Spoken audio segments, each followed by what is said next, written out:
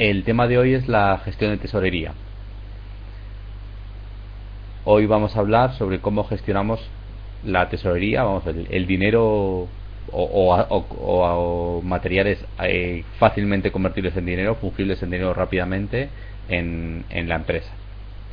Entonces, para ello, como siempre, vamos a ver en primer lugar el índice de las diferentes materias que vamos a ver. En primer lugar vamos a hablar del cash management, luego del cobro de las operaciones comerciales, de diferentes formas de cobro y ventajas e inconvenientes de cada una de ellas. Luego el pago de las operaciones comerciales, que es el lado opuesto. Y finalmente hablaremos de los presupuestos de tesorería.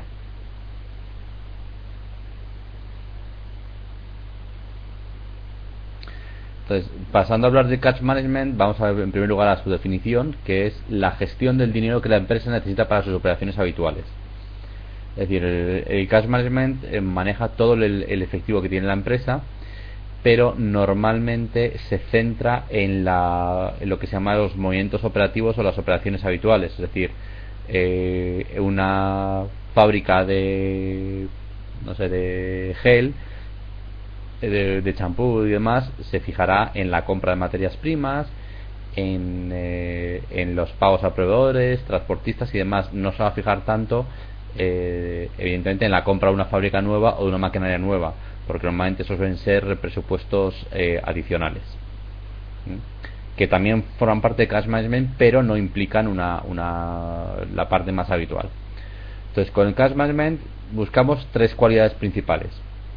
Una es el dinamismo, es decir, que podamos responder de forma rápida a posibles movimientos de dinero. Una visión global de tanto de las entradas como de salidas de dinero de la empresa y posibles necesidades o excedentes de dinero que va a haber en un momento determinado. Y anticipación a posibles problemas o puntas de tesorería que pueden existir y provocar problemas de liquidez en la empresa, o un exceso de liquidez que si no lo anticipamos no sepamos obtener un rendimiento adecuado de esos fondos. Entonces, aquí os presento un pequeño cuadro del cash management. Entonces, en primer lugar, el cuadro se divide en dos partes. La parte superior, que es el flujo de fondos operativo, que es el negocio propio de la empresa, en este caso sería la fabricación del gel y la venta del gel. Y por otra parte, el flujo financiero, que está en la parte inferior. Vamos a pasar primero al flujo de fondos operativo, en el cual tenemos unos clientes a los que les vendemos nuestros productos, y por esos productos nosotros cobraremos. Por lo tanto, será una entrada de dinero en la tesorería. Y tenemos que hacer unos pagos a nuestros proveedores. Evidentemente, esto es una fábrica, una empresa estándar. En cada tipo de empresa habría que adaptarlo a su situación. Por ejemplo, en la fábrica de champú, pues la materia prima será una parte importante. También habrá sueldos y salarios, etcétera. Esto podríamos introducir en la parte de proveedores. Es proveedores en un concepto amplio. En cambio, en la parte financiera tendríamos la financiación de la empresa, es decir, los créditos que conseguimos de bancos o dinero de inversores, que entra en la parte de financiación. Y la salida de fondos, la salida de dinero, sería la inversión, en qué invertimos el dinero. Si tenemos un exceso de liquidez en un momento determinado, pues podemos comprar desde unas letras del tesoro, etcétera. Eso sería inversión.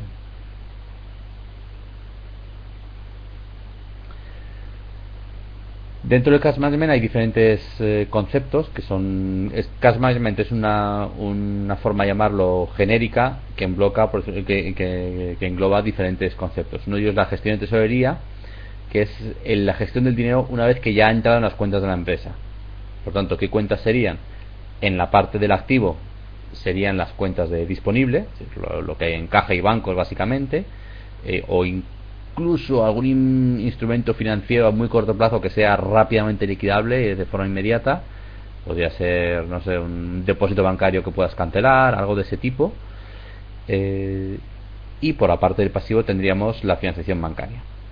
Financiación bancaria a corto plazo, sobre todo. En cuanto al concepto de cash management general, en la parte del activo tendríamos el disponible, que lo tenemos en la gestión de tesorería. También las cuentas de clientes y deudores, porque son cuentas que en teoría en poco plazo debemos poder convertir en disponible. Y por la parte del pasivo tendríamos los proveedores o acreedores y el resto de pasivo exigible, es decir, pasivo a muy corto plazo. De acuerdo. Y pasamos al tercer punto, que es la gestión del circulante, que se engloba a los otros dos. Es un concepto más amplio y es el manejo de los recursos necesarios para el funcionamiento operativo de la empresa. Es decir, en primer lugar, volvemos a la página anterior, tenemos la gestión de la tesorería, que es el dinero que ya tenemos en la empresa en este momento, que es el disponible. El cash management es el siguiente paso, que engloba la gestión de tesorería, que es lo que a muy corto plazo podemos convertir en dinero, que es el disponible, que ya es dinero, y los clientes y los deudores, y por supuesto su parte del pasivo, de los pagos que tenemos que hacer. Y luego la gestión del circulante, que engloba ya casi todo lo que es corto plazo, que serían los elementos del cash management, por tanto lo que es disponible, más las cuentas de clientes, acreedores, etcétera, más los inventarios, o sea, las existencias, que también deben ser convertibles a líquido en corto plazo. Evidentemente depende del tipo de la empresa. Estamos en una empresa estándar, un producto como puede ser el champú y demás, que vendemos rápidamente. Si por ejemplo estuviéramos en una promotora, que lo que está es construyendo un edificio y en los inventarios tiene pisos pero que no ha terminado de construirlos, no los puede vender a corto plazo, porque el periodo de entrega sería mucho mayor, porque tiene que terminar la obra. Por lo tanto es un proyecto a más largo plazo y no se incluirían en esta gestión circulante, o se incluirían con muchas más salvedades. Lo mismo podríamos hablar en quien está trabajando en un astillero que está construyendo un portaaviones y que tarda 2 o 3 años en construirlo. Evidentemente desde el primer día el portaaviones estará en inventarios como existencias en curso, pero habría que tener muchísimo cuidado al incluirlo en la gestión del circulante. Por eso hay que estar a cada caso en concreto, pero nos vamos a centrar en un caso estándar. Luego, en la gestión en el cash management y gestión de tesorería, etcétera, hay 5 principios fundamentales que hay que analizar y estar pendientes de ello. Entonces, en primer lugar, hay que ser conscientes del coste alternativo del dinero y del tiempo. Es decir, el dinero no cuesta, a cada persona en concreto no le cuesta lo mismo el esfuerzo que representa renunciar a él durante un tiempo, no le cuesta lo mismo en unos momentos que en otros. Es decir, en una empresa, en un momento en que tiene una punta de tesorería, tiene excesiva caja, el retrasar el cobro a un cliente no es lo mismo que cuando está apurada de tesorería y para cubrir ese cliente que no paga o que se va a retrasar en el pago hay que acudir a un crédito bancario o una financiación alternativa que tiene un coste muchísimo mayor. En primer lugar sería un coste de oportunidad, mientras que en este caso sería un coste explícito del interés que nos va a cobrar el banco, o incluso si entramos en descubierto porque no nos han pagado a tiempo conforme esperábamos y demás. Luego, optimización del float. El float es, por decirlo así, la ineficiencia que se produce entre cuándo deberíamos cobrar y cuándo realmente nos ha llegado el dinero a la cuenta. Por hacer un ejemplo sencillo, aunque en este concepto entraremos un poquito más tarde, en el caso de una transferencia, el cliente nos puede hacer la transferencia hoy, pero es posible que nos llegue a nuestra cuenta bancaria, no nos va a llegar hoy, sino que nos va a llegar mañana o dentro de 3 días. Evidentemente con la electrónica y con las técnicas bancarias y la evolución de los procesos bancarios, esto se está reduciendo cada vez más. O sea, el tiempo en que una transferencia dentro de España se tardaba una semana en cobrar, pues ya ha desaparecido. Ahora se tarda un día y hay un proyecto bancario para que dentro de España se hagan en el mismo día los pagos. Por ejemplo, en Inglaterra, para transferencias dentro del mismo país, tienen 2 sistemas. Uno se llama CHAPS y el otro BACS. Entonces BACS es el sistema antiguo y se liquida a los 3 días de ejecutarse la transferencia. Es decir, si yo ordeno la transferencia hoy, al receptor le va a llegar el viernes. Mientras que con el sistema más moderno, que se llama CHAPS, que es más caro, se hace en el mismo día o como mucho al día siguiente. En tercer lugar, consideración de la valoración bancaria. Supongo que muchos sabréis que si vais a cobrar un cheque a un banco, si es un cheque de la misma ciudad se paga en un plazo, pero si es un cheque de una sucursal bancaria de otra provincia, pues se tarda mucho más, y ya si es un cheque de extranjero, muchísimo más. Entonces al final tú ingresas el dinero ahí en el banco, pero ese dinero no se va a hacer efectivo hasta que el banco no haga la liquidación, que influye directamente en cuándo realmente tienes el dinero disponible. El banco puede adelantarte el dinero, pero si dispones de él te va a cobrar unos intereses, ¿no? Que es lo que se llama descubierto valorativo, que habréis oído hablar algunos. Es decir, tú puedes ingresar un cheque hoy, el dinero aparece en tu cuenta, pero con fecha valor, que se llama, a lo mejor dentro de 3 días. Es decir, aunque el dinero esté en tu cuenta hoy, va a nivel contable, se asume que es que va a entrar en la cuenta dentro de 3 días. Entonces, si tú mañana dispones de ese dinero, el banco te va a cobrar los intereses del dinero que has dispuesto entre mañana y el viernes. Siguiente punto, siguiente principio de la reducción de saldos ociosos, es decir, tener dinero parado sin rentabilizar es un coste, aunque sea un coste de oportunidad, y por tanto hay que tender a optimizar la gestión del dinero y obtener el máximo rendimiento en cada punto. Podemos dejar excluido un saldo, una salvaguarda o un dinero mínimo que se deje para imprevistos, o porque se está esperando un cobro de un cliente y hasta que no estemos seguros no queremos disponer del resto del dinero. Pero eso no sería un saldo ocioso, es un saldo que tiene una finalidad. Y el último principio es la exigencia de responsabilidad sobre los gastos financieros. Es decir, hay mucha costumbre, había mucha costumbre, que poco a poco, gracias a Dios, se va reduciendo, que los gastos financieros, poco menos que no eran culpa de nadie, y era un cajón desastre donde se imputaban un montón de gastos y nadie se hacía responsable de ellos. Pues no, los gastos financieros es un gasto más de la empresa, como comprar materia prima para fabricar champú, y hay que vigilarlos, y ahí tiene que haber alguien responsable de ellos, para minimizar los gastos.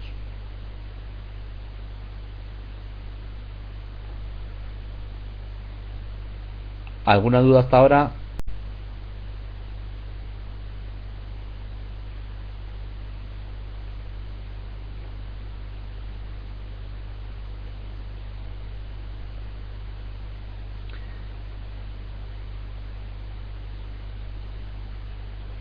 No hay ninguna duda hasta ahora.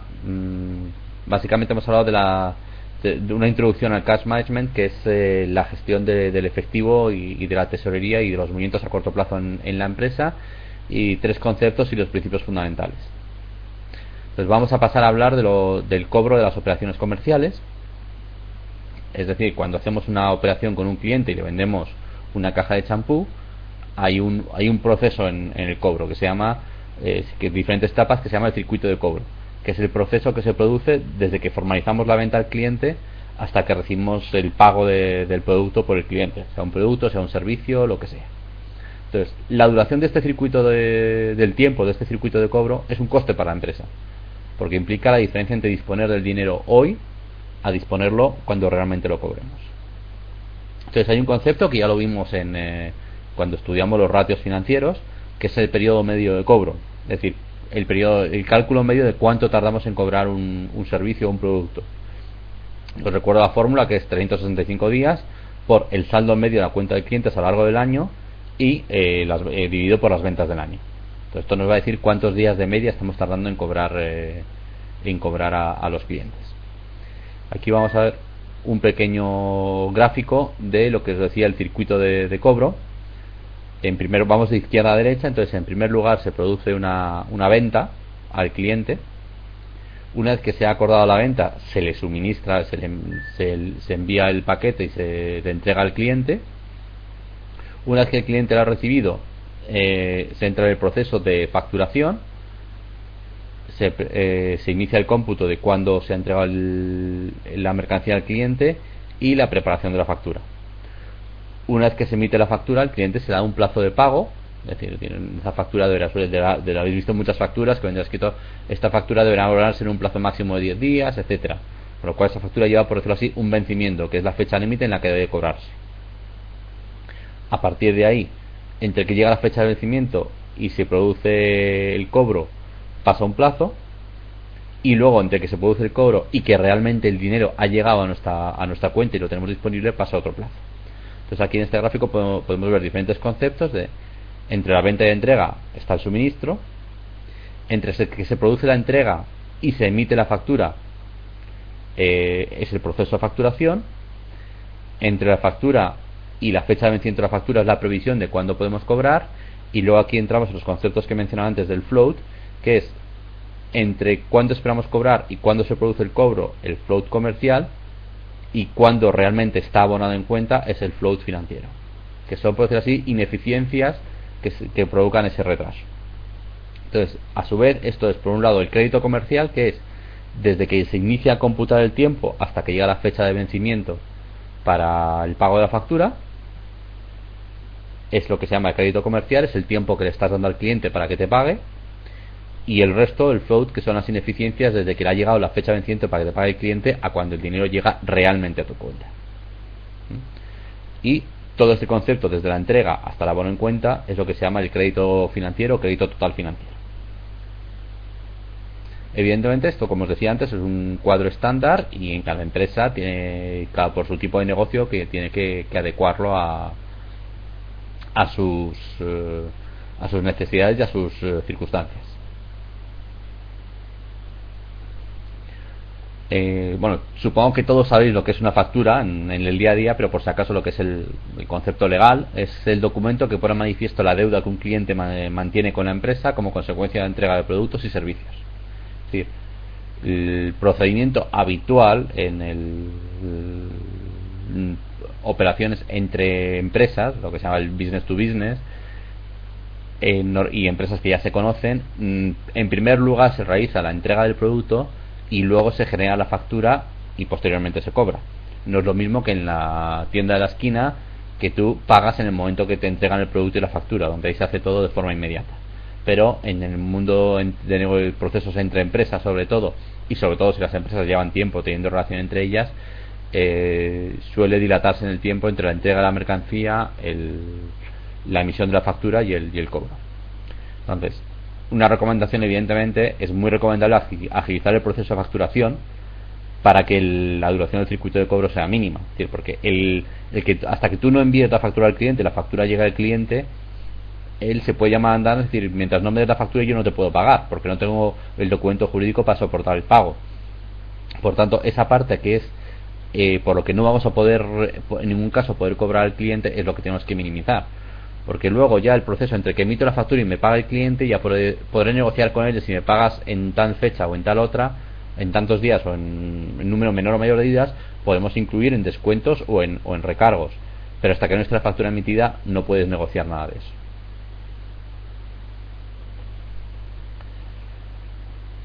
¿Qué conceptos de incluir una factura? Pues son evidentemente conceptos que siempre habéis visto en facturas, pero que a lo mejor nunca nos hemos dado cuenta, nos hemos metido a analizar en detalle. Tiene que incluirse en qué fecha se ha confeccionado la factura, en qué fecha ha sido realizada la factura, desde qué fecha empieza a computar la factura, el plazo de crédito. El plazo de crédito entendemos es cuántos días se da al cliente para que pague la factura. Hay veces que hay facturas vendidas que exigen el pago de forma inmediata, hay otros que mencionan a lo mejor 10 días o 20 días.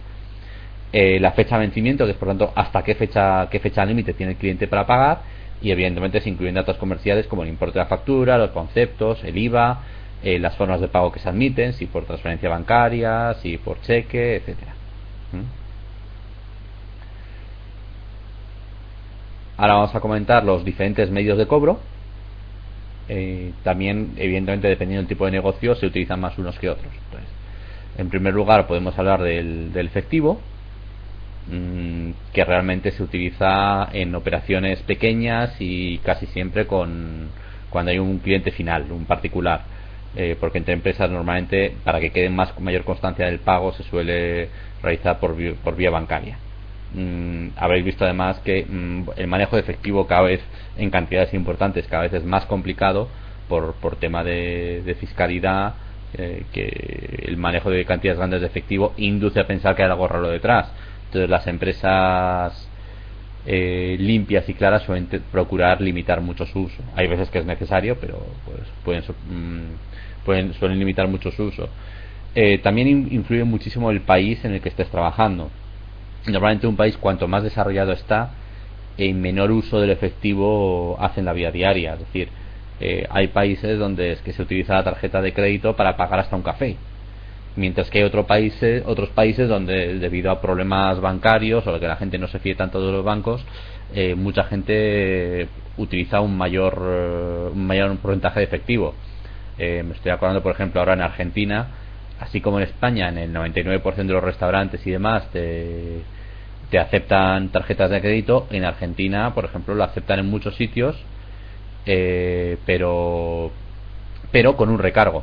Es decir, en España hemos oído hablar de a un restaurante por cobrar por tarjeta de crédito le pueden cobrar entre un 2 y un 5% de comisión el banco. En Argentina, por ejemplo, que es un país que bancariamente está mucho menos desarrollado, ese porcentaje podía llegar hasta casi el 20%.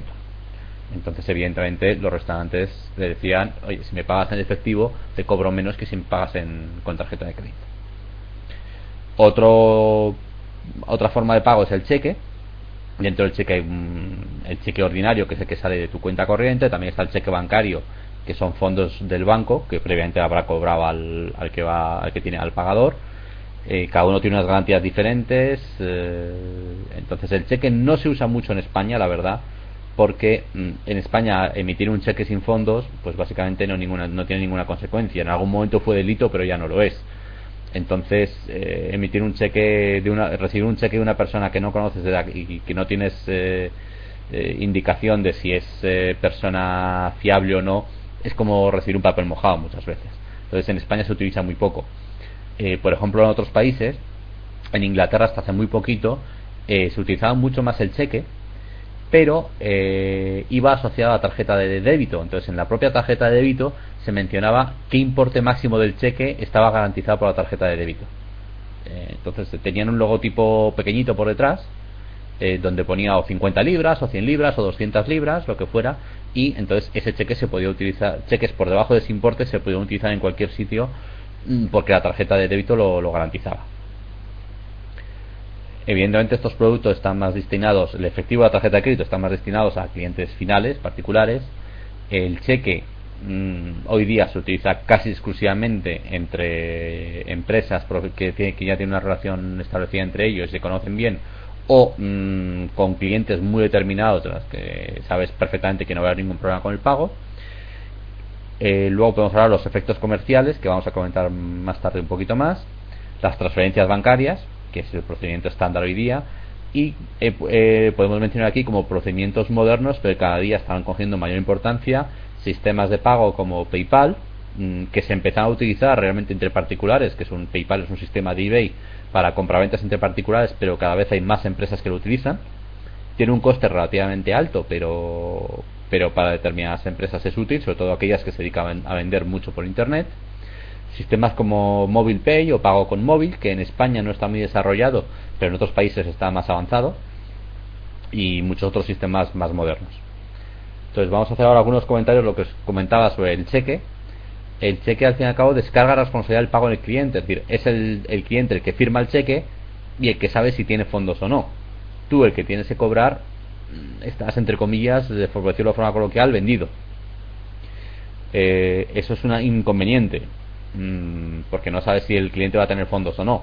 La ventaja que el cliente te da el cheque y tú decides dónde lo ingresas, en qué cuenta, en qué banco, etcétera.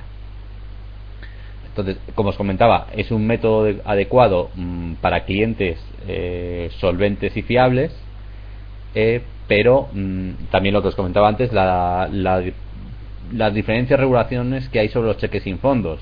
Depende de cada país, es delito o no es delito. En España hoy día emites un cheque sin fondos y, entre comillas, no pasa nada más que la pérdida de tu imagen y demás, pero no lleva ningún efecto fiscal. En Estados Unidos, emitir un cheque sin fondos es delito, y no solo te implica un pequeño problema ya penal, sino que aparte entras, por decirlo así, en una lista negra de bancos de este señor ha emitido un cheque sin fondos, y vas a tener luego muchísimos problemas al tratar con los bancos.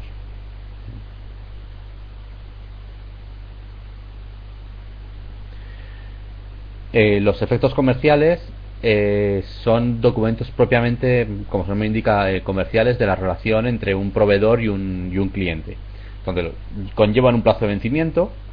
Podemos hablar del pagaré, que es la iniciativa del cliente, que es un documento en el que un cliente o el suscriptor del pagaré se compromete al pago de una cantidad al acreedor, que es el beneficiario o el tenedor del pagaré, en la fecha establecida.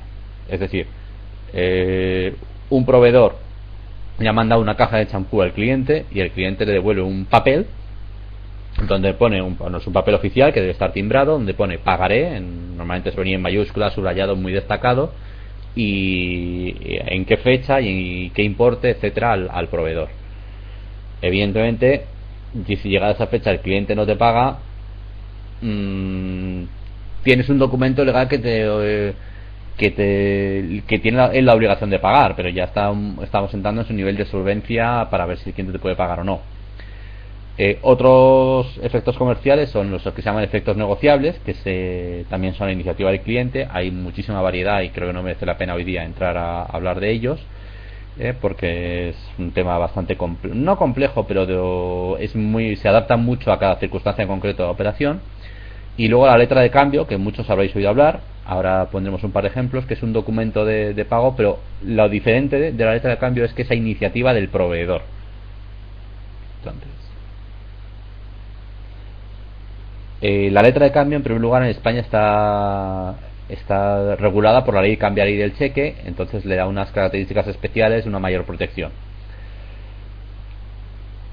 Vamos a ver los conceptos de las diferentes personas que entran en una letra de cambio. En primer lugar entra el librador, que sería el proveedor, el que vende la caja de champú, es quien emite la letra, y en condiciones normales quien va a recibir el pago, sería el proveedor de la mercancía. El librado es quien acepta la letra y se compromete a su pago al vencimiento. Es decir, la letra de cambio es: yo te vendo una caja de champú y te envío un documento para que me firmes, en el cual tú te comprometes a pagarme en tal fecha el importe.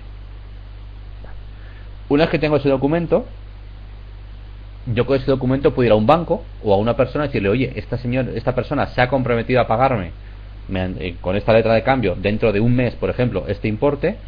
Yo necesito anticipar el dinero, ¿me anticipas tú el dinero? Entonces eso sería y yo le paso la letra a esa tercera persona. Vamos a pensar que es un banco. Entonces, ese banco pasaría a ser el tenedor de la letra.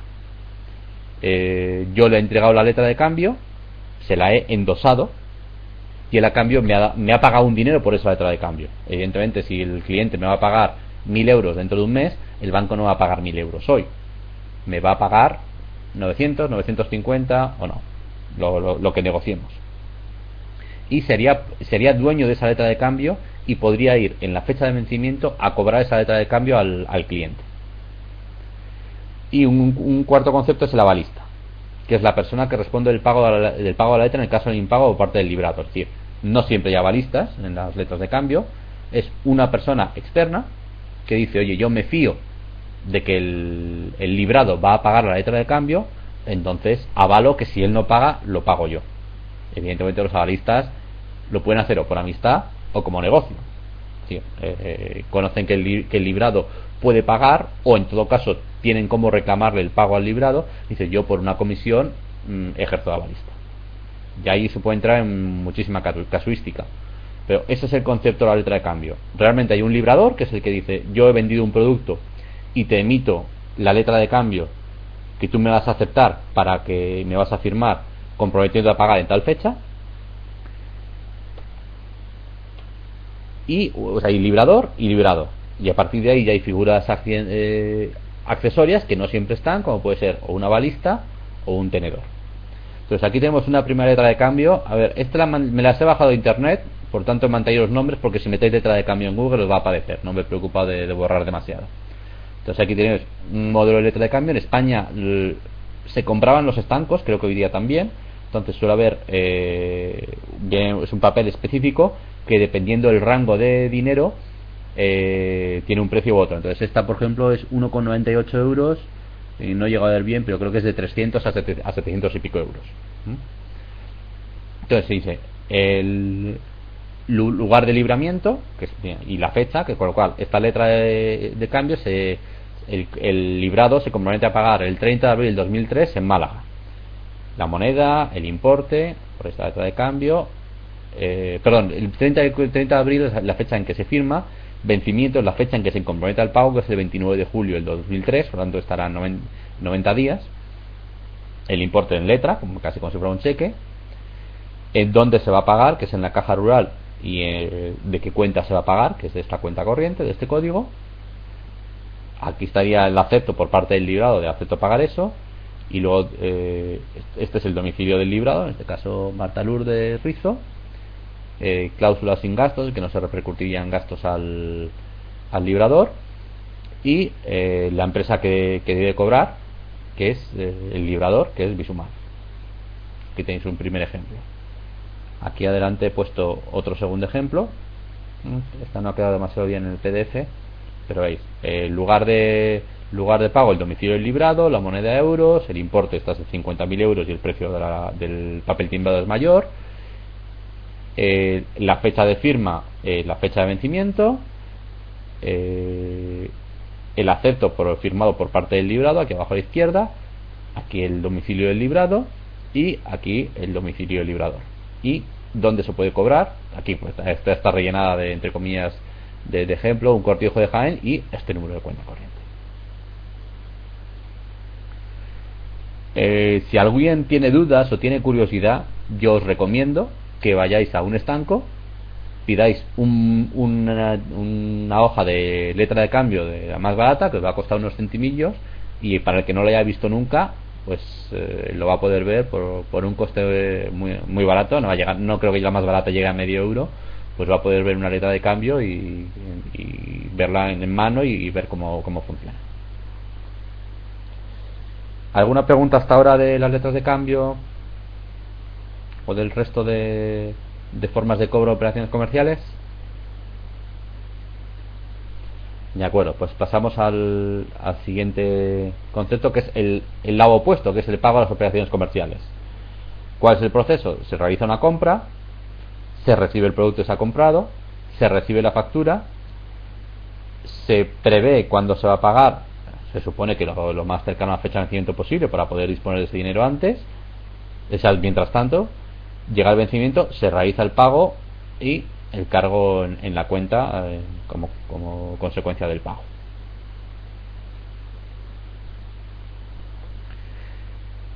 Pago de operaciones comerciales. El pago es una forma muy importante de financiarse a costa de los proveedores. Evidentemente depende de los sectores, pero por ejemplo las grandes cadenas de consumo, no sé, Carrefour, el Corte Inglés, Mercadona, etcétera, normalmente suelen tener un negocio financiero que es casi tan grande como el negocio puro del supermercado, porque tienen productos que rotan muchísimo y ellos a lo mejor el pago a los proveedores los hacen a 90 días o incluso a 180 días. Calcular, por ejemplo, cuántas veces repone los tetrabricks de leche Carrefour. Pongamos que los repone una vez a la semana y está pagando esa leche a 180 días. Entonces está acumulando 25 semanas, las ventas de 25 semanas de leche. Ese importe lo está acumulando en sus cuentas hasta que se lo paga el proveedor.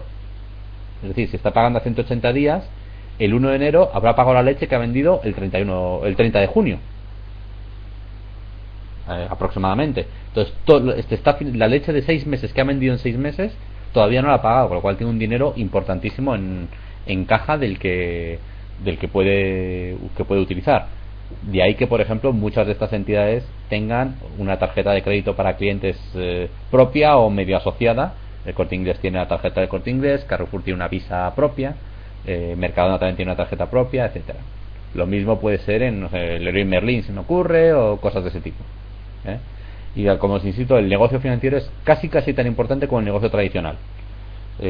Imaginaos cómo puede ser la rotación tan grande que hay en un Carrefour, por ejemplo, y con una financiación por parte de proveedores de pago a 90 o a 180 días, el periodo medio de pago, si son 180 días, el saldo medio de proveedores tiene que ser altísimo. Por tanto, tienen muchísimo dinero de otros, pero que lo está custodiando y está obteniendo una rentabilidad de ese dinero.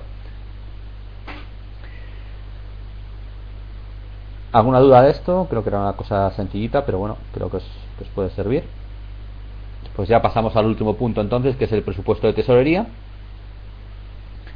que evidentemente, como os estaba explicando, la tesorería y la gestión de la tesorería y del cash management es muy importante en la empresa, y por tanto hay que tenerlo previsto y analizado. Por tanto se realiza presupuestos financieros, presupuestos de tesorería y posición de tesorería. Vamos a distinguirlos.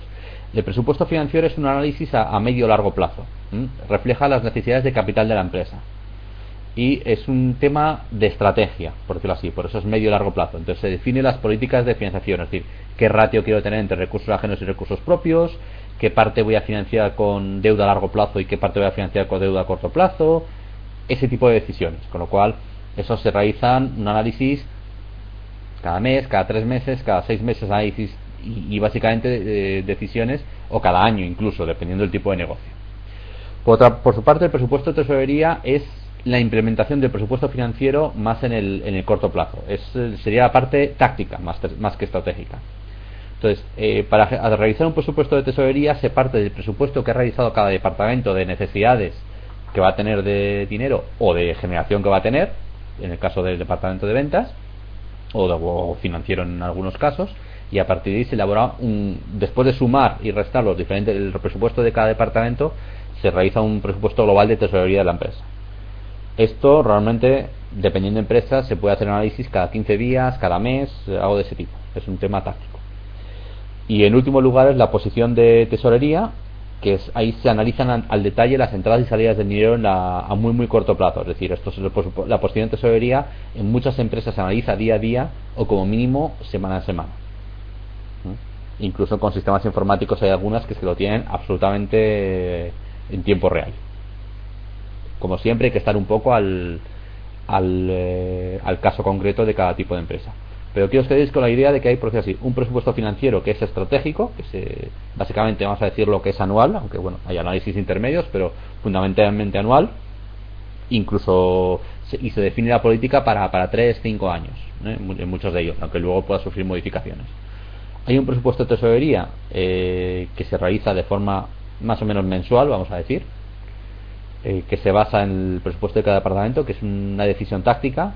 Claro, si por ejemplo un departamento de ventas decide que como promoción va a realizar en lo que el pago de los clientes en lugar de al contado pueda ser 3 meses sin intereses y demás, eso afectaría el presupuesto de tesorería de la empresa. Aquí es donde entraría. La posición de tesorería estaría más influido por un cliente. Este cliente no nos paga, estaba esperando este dinero, no ha llegado, etcétera.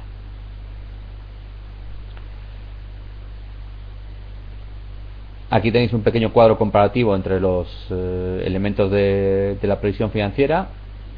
Está también en los apuntes que tenéis en internet.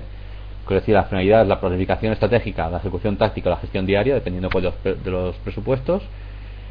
¿Qué se analiza en cada uno? O sea, en el presupuesto financiero, las necesidades de capital permanente y la relación con el circulante. En el presupuesto de tesorería, la financiación y los ajustes de inversiones.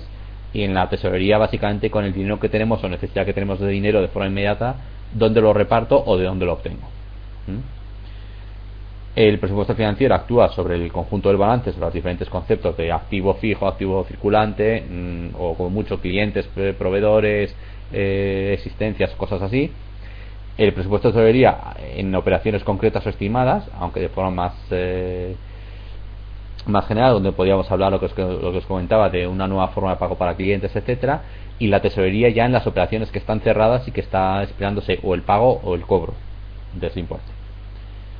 Y luego, bueno, lo que os comentaba, el horizonte del presupuesto financiero es a 3-5 años, el de tesorería 1 año, y como mucho incluso se hace de mes en mes o trimestral con un objetivo de 1 año, y la tesorería se hace básicamente día a día con objetivo de las próximas 2 semanas.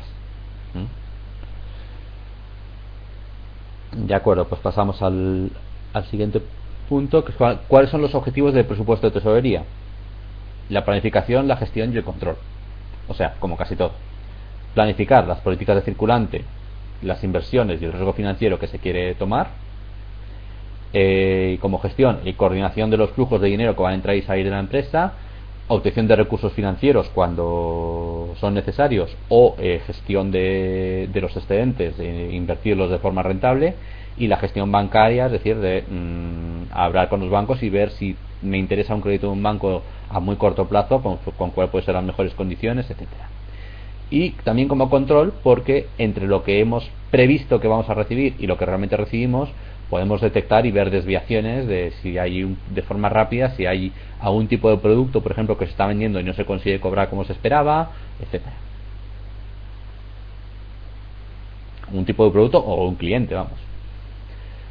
Aquí otro gráfico del presupuesto de tesorería. Básicamente el presupuesto de las ventas, que van a dar información al presupuesto de producción y la parte de cobro de clientes. También al presupuesto de inversiones va a ir. Del presupuesto de producción se va a sacar información para según lo que haya que producir, las materias primas, bueno, el mantenimiento, la energía y el combustible que se van a necesitar, las materias primas que se van a comprar por el presupuesto de compras, y la mano de obra que se va a utilizar para el personal, y con todos esos diferentes departamentos se generaría un presupuesto de tesorería, y de ahí tendríamos unas necesidades de financiación. Os dejo un segundito para que veáis el cuadro. Pues básicamente es algo lógico.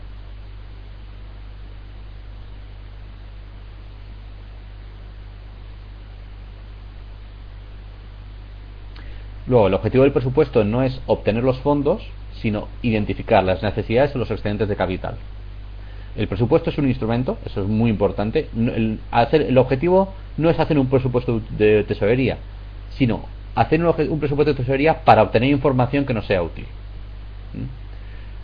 Evidentemente nos va a ayudar a interpretar cualquier desviación que se produzca, y el presupuesto de tesorería se suele realizar anual, trimestral, mensual, ya os he dicho, dependiendo un poco del tipo de empresa. También en una empresa no se utiliza solo un único plazo, sino se hace uno global anual, luego se desglosa por trimestres, incluso por meses. Y hasta aquí la presentación de hoy. Si hay alguna duda, adelante.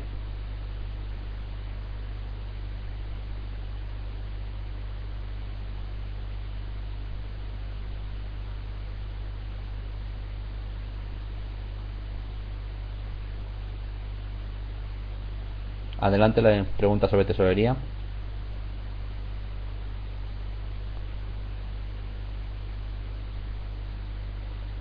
Provisión para variación de stock de producto acabado. ¿Qué es?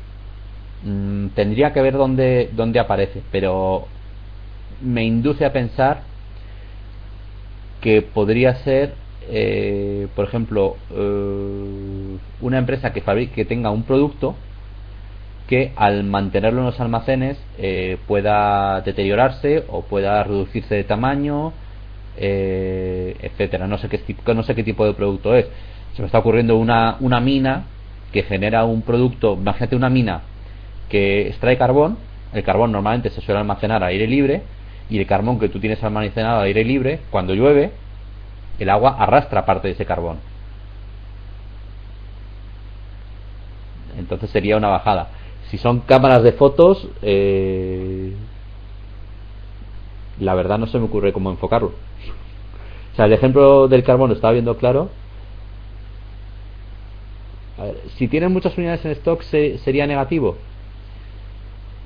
En general sí, estás teniendo una inversión ahí parada, salvo que me digas que tiene un fin. Evidentemente, un fabricante de juguetes en octubre, noviembre tendrá un montón de juguetes en stock, porque en diciembre o en noviembre se lo va a entregar a las tiendas y se va a deshacer de golpe de todo. No puedes pretender que en el mes de noviembre fabrique todos los juguetes que se hagan en Navidad, porque es una demanda muy puntual. Si me dices que en febrero, que en principio no habría una demanda extraordinaria de juguetes, tiene un stock enorme, pues dices, ¿cuándo va a vender esos juguetes?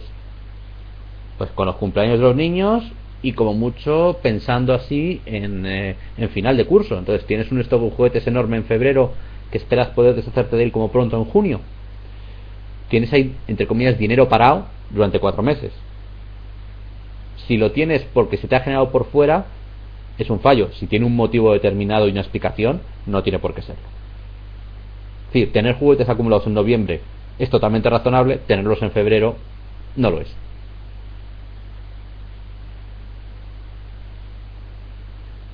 Vale, ya veo que me enrollo.